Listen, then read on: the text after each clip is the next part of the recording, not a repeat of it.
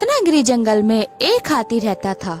वह हमेशा अपनी ताकत के नशे में चूर रहता। हाथी दिन पे दिन बहुत घमंडी होता जा रहा था।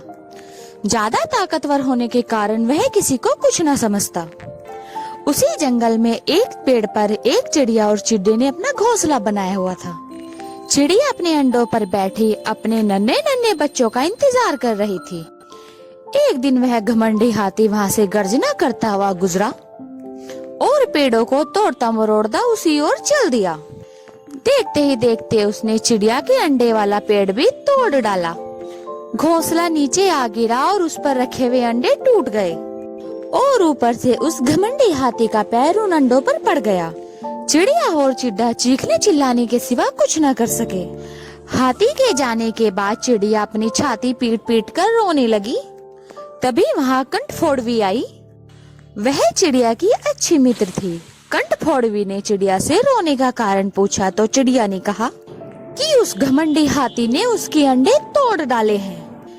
कंठफोड़वी ने कहा, इस तरह रोने से कुछ नहीं होगा बहन, हम सबको मिलकर हाथी को सबक सिखाना होगा।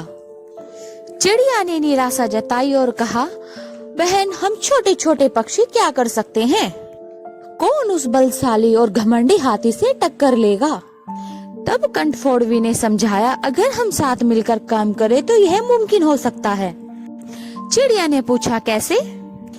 तब कंठफोड़वी ने जवाब दिया, मेरे एक मित्र है जो मधुमक्खी है, हमें जाकर उसके पास सलाह लेनी चाहिए।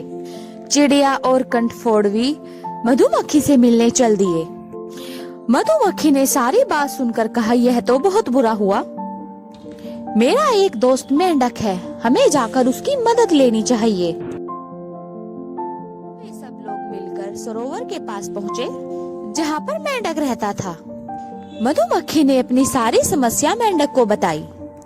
मेंढक ने कहा, आप लोग धीरज रखिए, हम लोग मिलकर हाथी को सबक जरूर सिखाएंगे। आप लोग यहीं बैठकर मेरी प्रतीक्षा कीजिए, मैं अपने मित्रों से मिलकर आता हूँ। मेंढक ने अपने मित्रों से यह बात कही। सभी मेंढक चिड़िया की मदद करने के लिए तैयार हो गए। मेंढक ने बाहर आकर जैसे ही अपनी योजना बनाई तो सभी लोग खुशी से उछल पड़े।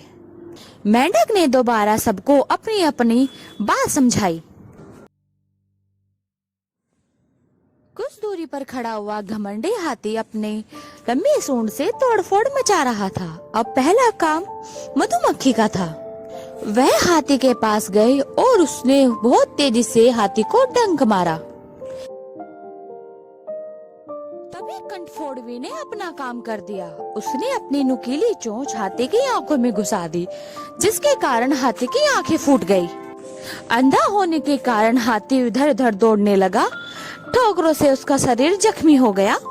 जख्मी होने के कारण हाथी जोर जोर से चिल्लाने लगा।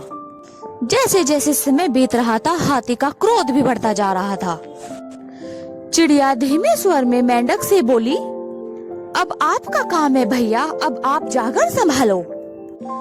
एक तो हाथी की आंखों में जलन और ऊपर से चीखते चिल्लाते हुए हाथी का गला सूख गया। चीखने चिल्लाने के कारण हाथी को और तेज प्यास लगने लगी।